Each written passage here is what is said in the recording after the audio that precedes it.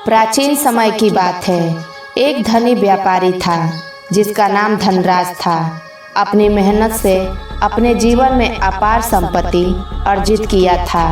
उसके पास बड़े बड़े महल, कीमती गहने, सोने चांदी के बर्तन और अनगिनत नौकर चाकर थे और उसकी संपत्ति का कोई अंत नहीं था। फिर भी धनराज की आंखों में संतोष की कोई झलक नहीं थी।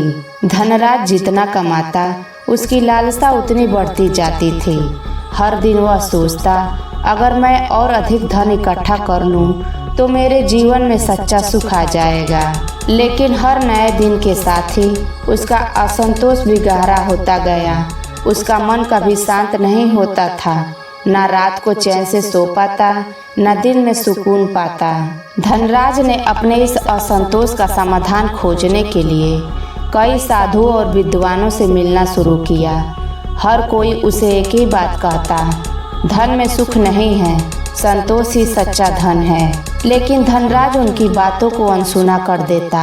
उसे लगता था कि और अधिक संपत्ति ही उसके सारे दुखों का अंत कर सकती है। वह इतना व्यस्त हो गया कि उसने अपने परिवार, दोस्तों और यहाँ तक कि खुद के स्वास्थ्य की भी परवाह करना बंद कर दी। उसे बस एक ही धुन थी, और अधिक कमाना और अधिक जोड़ना।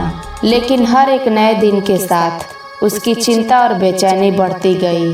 वह परेशान हो गया। फिर एक दिन उसने सुना कि पास के एक मठ में एक महान बौद्ध सन्यासी रहते हैं जिनके पास आत्मिक शांति की अद्भुत शक्ति है। लोगों का कहना था कि जो भी उनसे शिक्षा लेता है उसकी जिंदगी बदल जाती है। धनराज ने सोचा कि बौद्ध सन्यासी से मिलने से शायद मुझे भी शांति मिल जाए। वह मठ पहुंचा और सन्यासी से कहा, गुरुजी, मैंने अपनी जिंदगी में बहुत कुछ कमाया है, लेकिन फिर भी मुझे शांति नहीं मिलती। मैं हमेशा और अधिक चाहता हूँ। कृपया मुझे बताएं कि मैं कैसे इस चिंता से मुक्त हो सकता हूँ। बौद्ध सन्यासी ने ध्यानपूर्वक धनराज की बात सुनी और फिर कहा, तुम अपने साथ क्या लाए हो? धनराज को यह प्रश्न समझ नहीं आया। वह बोला, मैं यहाँ आपकी शिक्षा प्राप्त करने आया हूँ और मेरे पास बहुत सारी संपत्ति है, लेकिन मुझे चैन नहीं है। कृपया आप हमें कोई उपाय बताएं जिससे मुझे शांति मिले, सुकून मिले। फिर बौद्ध सन्यासी ने पास रखी एक खाली कटोरी उठाई और धनराज के हाथ में रख दी और कहा, इस कटोरी को पानी से भर लाओ, लेकिन ध्यान रखना कि इसमें से एक भी बूंद बाहर नहीं गिरना चाहिए। धनराज ने सन्यासी की बात को स्वीकार लिया। फिर कटोरी को भरने के लिए पास की नदी में गया। उसने कटोरी को भरा और वापस लौट आया। लेकिन जब वह बौद्ध सन्यासी के पास पहुंचा तो कटोरी का थोड़ा पानी छलक चुका है। फिर बौद्ध सन्यासी ने कहा, तुमने इस कटोरी को भरने का प्रयास किया, लेकिन इसका पानी छलक गया। एक काम करो, फिर से तुम कटोरी भर लाओ। इस बार धनराज ने बौद्ध सन्यासी की बात को चुनौती के रूप में स्वीकार किया। फिर और वह कटोरी भरने के लिए नदी में गया और ध्यानपूर्वक उसने कटोरी भरा और वापस बौद्ध सन्यासी के पास लौट आया। फिर बौद्ध सन्यासी मंद मंद मुस्कुराए और कहा, तुम इस कटोरी को भरने के प्रयास में सफल तो हुए, लेकिन इसका पानी फिर से छलक गया। अब जरा सोचो, अगर तुम्हारी कटोरी पहले से ही भरी हो तो तुम उसमें और पानी कैसे भर पाते? धनराज को बौद्ध सन्यासी की बातों का मतलब समझ में नहीं आया। उसने कहा, गुरुजी, मैं आपकी बात समझ नहीं पाया। फिर बौद्ध सन्यासी ने कहा, तुम्हारा मन भी इस कटोरी की तरह है। यह पहले से ही लालच, इच्छाओं और संपत्ति से भरा हुआ है और तुम चाहते हो कि मैं इसे और कुछ सिखाऊं, लेकिन जब तक तुम इसे खाली नहीं करोगे तब तक तुम नई चीजें कैसे सीख पाओगे?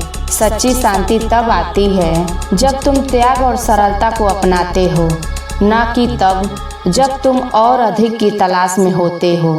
धनराज यह सुनकर स्तब्ध रह जाता है। उसे अपनी गलतियां समझ में आती हैं। उसकी सारी जिंदगी वह बस और अधिक पाने की इच्छा में दौड़ता रहा, लेकिन कभी उस असली शांति की ओर नहीं देखा जो उसके मन को शांति मिल सकती है। धनराज को बौद्ध सन्यासी की शिक्षा ने गहराई से प्रभावित किया।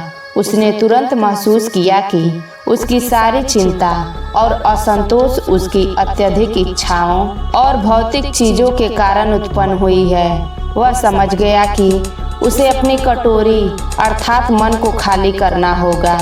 फिर वह बौद्ध सन्यासी का धन्यवाद करता है और अपनी संपत्ति और इच्छाओं को त्याग कर एक साधारण जीवन जीने का निर्णय लेता है। वह यह भी सीखता है कि सच्ची खुशी और संतोष अंदर से आता है, बाहरी चीजों से नहीं।